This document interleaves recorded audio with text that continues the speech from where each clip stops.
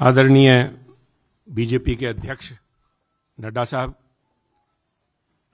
जो आपने मुझ जैसे व्यक्ति को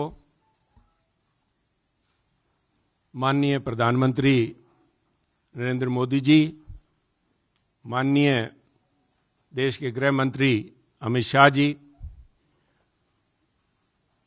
उनके साथ उनकी सहमति से मुझ जैसे व्यक्ति को आज अपनी पार्टी में शामिल होने का ये मौका दिया। मैं आभारी हूँ मंच पे जो मौजूद हमारे प्रभारी अनिल बालूनी जी हैं। मैं आभारी हूँ खास तौर पे प्रवेश वर्मा जी का, जो खास तौर पे इस मौके पे यहाँ पहुँचे हैं। मैं आभारी हूँ अरविंद खन्ना जी का। मैं आभारी हूँ मनजिंदर सिंह सरसा जी का। मैं आभारी हूँ परमिंदर जी का कि आप सबके सहयोग से आज इस बीजेपी के मंच पे नड्डा साहब की हाजिरी में बीजेपी में शामिल होने का मौका आपने दिया। धन्यवाद नड्डा साहब। आप सभी ये कोई सॉरी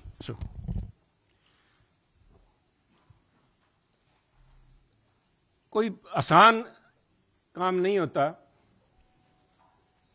50 साल का संबंध मेरा कांग्रेस से है। हमारी 3 पीढ़ियां कांग्रेस पार्टी में सन 1972 से लेकर आज 2022 तक हमने पार्टी को अपना परिवार समझ के अच्छे बुरे समय में साथ रहे हैं। और एक चीज जो मैं समझता हूं, जिसकी वजह से, जिस आत्मीयता से और जिस खुले दिल से बीजेपी के शीर्ष नेतृत्व ने और नड्डा साहब ने आज मिलने का मौका दिया, उसका सबसे बड़ा कारण था कि सुनील जाखड़ ने राजनीति को निजी स्वार्थ के लिए इस्तेमाल नहीं किया।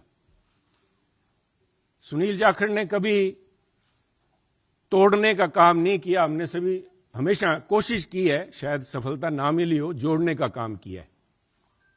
और मैं एक ऐसे सूबे से संबंध रखता हूं, एक ऐसे प्रांत से आता हूं जो गुरुओं, संतों, पीर, पैगंबरों की धरती मानी जाती है।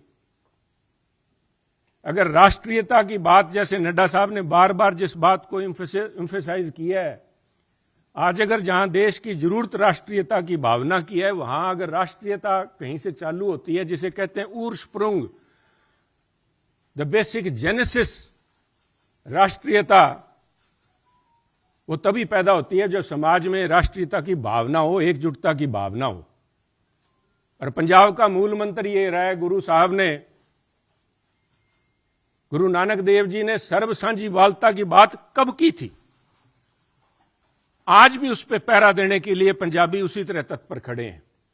अगर सुनील जाखड़ ने आज एक परिवार से 50 साल का रिश्ता तोड़ने की नौबत आई तो कोई आधारभूत बातें थीं। किसी कोई व्यक्तिगत झगड़ा नहीं था। झगड़ा राष्ट्रीयता को लेके, पंजाब की अखंडता को लेके, पंजाब की जो भाईचारा है, भाईचारक सांझ है, जिसको कि टेररिज्म AK-47 की गोलियां नहीं तोड़ पाई। जहां आपसी भाईचारे में, चाहे वो सिख हो चाहे हिंदू हो, उनके अंदर किसी किस्म का कोई द्वेष की भावना पैदा नहीं हुई। 25,000 से ज्यादा पंजाबियों ने कुर्बानी दी। पर आप भी गवाह हैं, साहब पड़ोसी दे, आपका तो पड़ोसी सूबा है। आप तो जब हिमाचल से चलते हैं, पंजाब के बीच में से होके जाते हैं, कभी भी कोई फर्क नहीं आया। किसी किस्म का कोई किसी सोच ही नहीं आई। और उसी राष्ट्रीयता की भावना के लिए पहरा दे के सुनील जाखड़ ने अपनी 50 साल की जिंदगी का वही मूल मंत्र था। परंतु दुख इस बात का है, मैं बड़े भरे मन से कह रहा हूं कि आज जब अपने परिवार से नाता तोड़ के दूसरी जगह जब मैं आया हूं यहां पे, तो उसका कारण यह था कि सुनील की आवाज, सुनील को इस बात के लिए कटघरे में खड़ा किया गया कि उसने इस बात का विरोध किया कि आप पंजाब को जाति पाति धर्म के नाम पे नहीं तोड़ सकते। पंजाब को आप परसेंटेज में नहीं दे सकते कि ये अमुक जो धर्म है, अमुक जाति है, अमुक समुदाय है, उसकी परसेंटेज कितनी है, 30% है, 40% है, 15% है। मैं समझता हूं पंजाब एक सूबा है जिसने देश के लिए template has established a template for the country. Every single citizen has the same right as anybody else.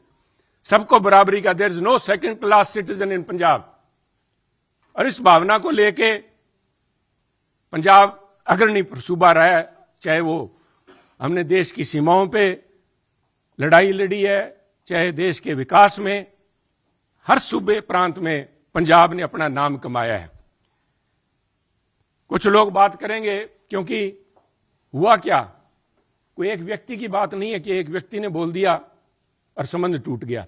वो कहना कच्ची यारी है नहीं साहब, इस तरह नहीं टूटा करती। ये कोई शीशा नहीं है जो 50 साल का संबंध है। कहते हैं कोई शीशा नहीं है कि पहले हम इंसान हैं, हमने रिश्तों को निभाया असूलों की तरह, पर जब असूल ही टूट जाएं, जब हम अपने सिद्धांत से हट जाएं, अपनी आइडियोलॉजी से हट जाएं, तो मैं समझता हूं this is a right time to have a rethink. उसको सारा सोचना पड़ता है कि हम जा किस तरफ रहे हैं, आज किस तरफ बढ़े जा रहे हैं। तो उसको लेके मैं समझता हूं कि निर्णय लिया गया। और क्यों निर्णय लिया गया, बीजेपी के पास, मैं क्यों बीजेपी के आपके यहां आज मंच पे बैठा हूं। सब तरह तरह की अटकलें लगाई जा रही थी सुनील को लेके, कयास लगाए जा रहे थे, क्यों बड़ा स्वाभाविक था। जिस दिन से नड्डा साहब आपने देखा कि मैंने गुड बाय बोला, मेरी तरफ से तो गुड बाय 11 तारीख को, जिस दिन मैंने देख लिया कि आवाज के ऊपर पाबंदी लगाने के लिए नोटिस जारी किए जा रहे हैं, तो आवाज नहीं रोकी जा सकती। सुनील को आप पद से हटा सकते हो, किसी से दूर कर सकते हो, सुनील की आवाज गिरवी नहीं रखी जा सकती। आवाज राष्ट्रीयता के लिए उठेगी। परंतु क्या कारण बने ना साहब, मैं आज कुछ बातें आपसे शेयर, आपके पास अगर, मुझे पता है आपको जयपुर भी जाना है, पर 2 मिनट में लूंगा आपके कीमती समय के।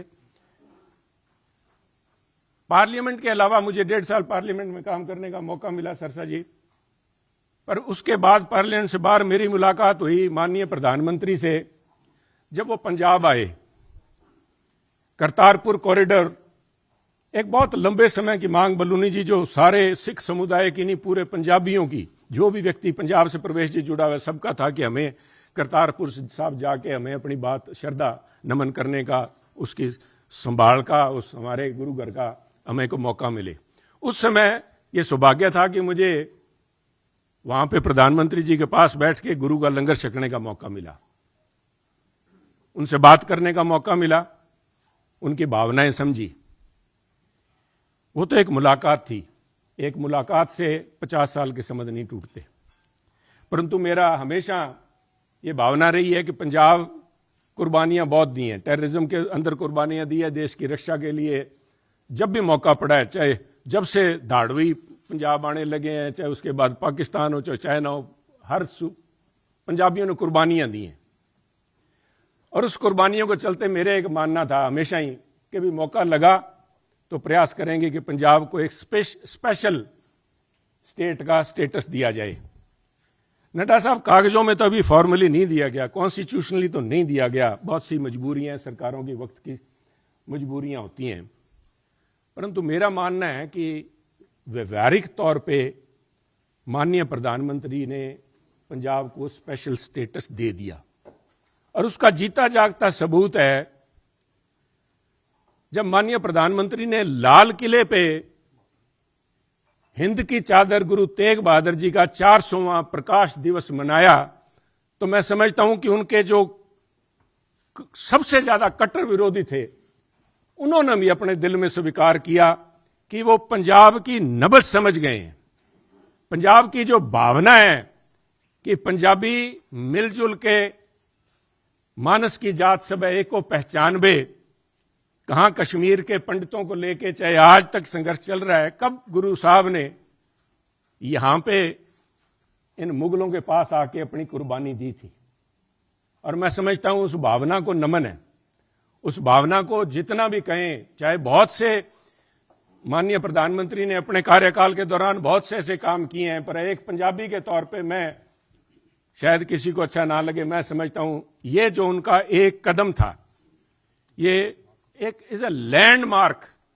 इसने अपने आप लोगों की भावनाएं, लोगों की आज भावनाएं उनके साथ जुड़ी। और मैं समझता हूं कि आज मेरा ये सौभाग्य है कि पंजाबी होने के नाते और गुरु साहब की उस धरती से आते हुए, जैसे गुरु नानक देव जी के बारे में अल्लामा इकबाल ने कहा था कि फिर उठी सदा आखिरी एक तौहीद की पंजाब से, मर्दे कामिल ने जगाया हिंद को फिर ख्वाब से। आज मैं समझता हूं फिर वही भावना पंजाब से लेके यहां पे उस भावना, उस अलग की, उस ज्योति की एक, उसको लेके मैं आज बीजेपी में आया हूं। और मैं समझता हूं कि आप लोगों के सहयोग, आपके मार्गदर्शन, माननीय प्रधानमंत्री अमित शाह जी के मार्गदर्शन में अगर मैं रत्ती भर भी देश में और पंजाब के लिए उस अखंडता को कायम रखने में कामयाब होता हूं तो मेरा जीवन सार्थक मैं मानूंगा। आपका बहुत बहुत धन्यवाद। जय हिंद। जय हिंद साहब। इस कार्यक्रम में शामिल होने के लिए आदरणीय राष्ट्राध्यक्ष जी का बहुत बहुत धन्यवाद।